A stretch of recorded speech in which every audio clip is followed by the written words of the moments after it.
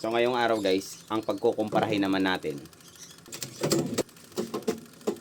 yung dalawang block natin.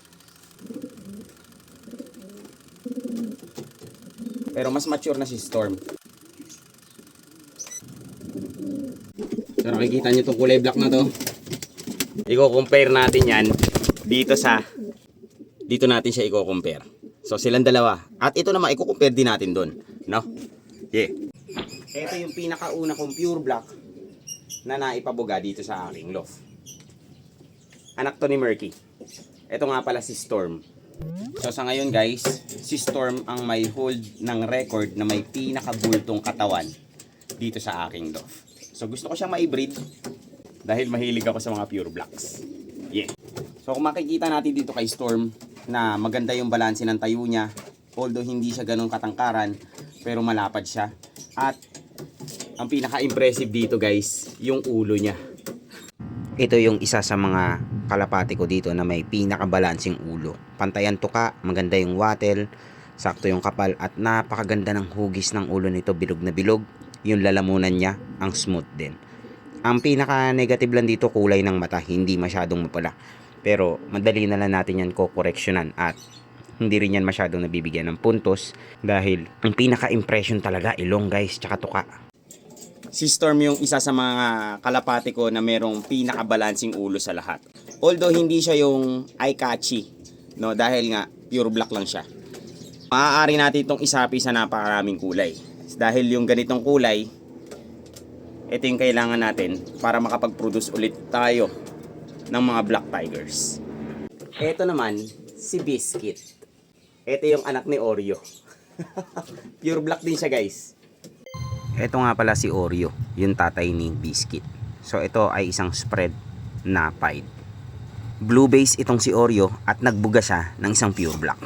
At silang dalawa, ang gagawa natin ng comparison. Ang inakay na to, at saka syempre si Storm. So ito yung pinakabunso natin na pure black. Anak to ni Oreo. So ang tatay nito guys ay isang spread na pied.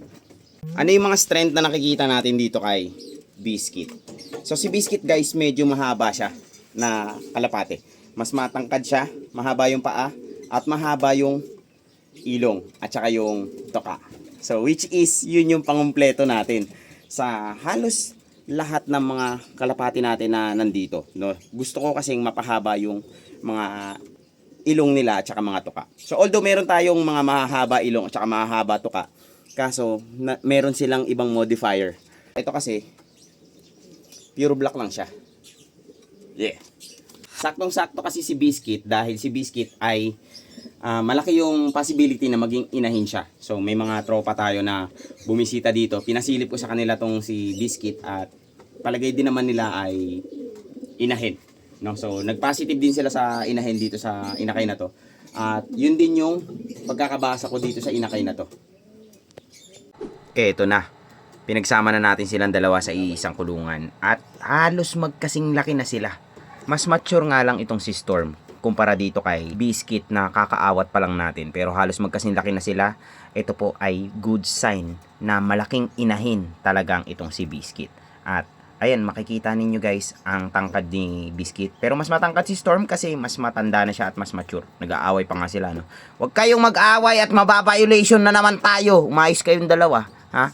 Yan, behave lang kayo kasi dyan sa kulungan. So guys, bata kasi si Biscuit at saka si Storm, medyo mas matanda sa kanya. Although bata rin to, young bird din yan, pareha silang young bird, no? Pero mas mature na si Storm kasi itong si Biscuit bagong awat lang. Bakit nga ba tayo nagkakaroon ng pure black? Ito guys ay dahil sa modifier na tinatawag nating spread. So itong spread genes guys ay kinakalat niya yung kulay ng pale bar ng ating mga kalapate. Ito dito medyo behave silang dalawa at medyo mas malaki talaga si Storm kasi mas matanda siya at mas may edad. Kailangan pa nila mag-mature parehas. So itong dalawang to yung gagamitin nating pair para makapag-produce pa tayo ng maraming blocks. Pagdating sa ulo or head structure, naku, napakabalanse nila parehas. no, nagko-complement yung kapal at yung haba ng kanilang ilong at ng tuka. So silang dalawa na lang yung pagpaparisin natin kasi pareha silang pure black. At least ito medyo mas mataas yung tsansa kasi parehas na silang spread. Pareha silang pure black. Ang nangyari sa comparison ng ating dalawang black ay naging complementary sila, no? Si Storm, malapad siya, mabulto yung katawan niya, impressive din yung ulo niya, pero kulang siya sa tangkad. At si Biscuit naman, mahaba yung tuka niya, although hindi masyadong malaki yung ilong, pero mahaba. At matangkad din siya, at saka parang medyo piki, no? So which is maaaring makorek kapag pinaris natin siya kay Storm. At si Storm naman ay maaari nating mapalakas kapag pinaris natin siya dito kay Biscuit. So ang nangyayari guys, naging complementary yung dalawang ibon. Pero matagal pa natin pagpaparisin yan dahil pareho pa silang young bird. Although mas mature si Storm kaysa kay Biscuit, hihintayin natin siguro baka December, maisalang na natin sila. So doon pa lang tayo makakapag-start ng pinakaunang black pair dito sa aking loft. No? So sila yung unang back-to-back na pure black. So yun lang guys, no. Ito nga pala, hilig kong mag-alaga ng mga ganitong klase ng kalapati, German Beauty Homer. In case man na mahilig ka rin mag-alaga ng ganitong mga kalapati, no. Kung meron ka man mapupulot na aral, pulutin mo lang, no. So hindi lahat ng mga pinagsasabi ko accurate. Pwede ko lang masabi syempre guys kung ano yung nangyayari dito sa aking loft, sa kung paano ko mag-breed at saka kung ano yung nagiging resulta ng aking breedings. So it's up to you guys, do what works for you. Hindi lang po ako yung nag-iisang breeder ng ganitong kalapate at aminado naman ako na meron pang ibang mga breeders na mas magaling kaysa sa akin. Pero kung gusto mo magsayang ng oras kakapanood sa akin, okay lang din. Sa susunod ulit guys, no?